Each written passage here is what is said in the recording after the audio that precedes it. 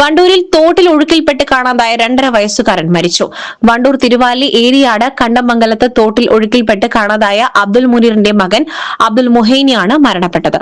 ആലപ്പുഴയിൽ നിന്ന് മാതാവിന്റെ വീട്ടിലേക്ക് വിരുന്നു വന്നതായിരുന്നു കുട്ടി. ശനിയാഴ്ച ഉച്ചയ്ക്കാണ് നാടിനെ നടുക്കിയ ദാരുണമായ അപകടം.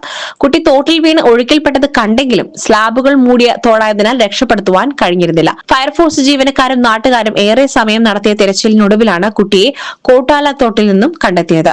കുട്ടി ഒഴുക്കിൽപ്പെട്ട സ്ഥലത്ത് നിന്നും 2 കിലോമീറ്ററോളം താഴെ കോട്ടാലത്തോട്ടിൽ എത്തുകയായിരുന്നു. അപകടനിലയിലായ കുട്ടിയെ ആദ്യം തിരുവാലി ആശുപത്രിയിലും പിന്നീട് വണ്ടൂർ നിംസ് ആശുപത്രിയിൽ അത്യാഹിത വിഭാഗത്തിലേക്ക് മാറ്റിയെങ്കിലും ജീവൻ രക്ഷിക്കാനായില്ല.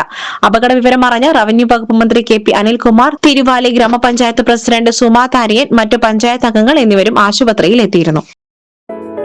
Gold, pure gold. Group Nilambur.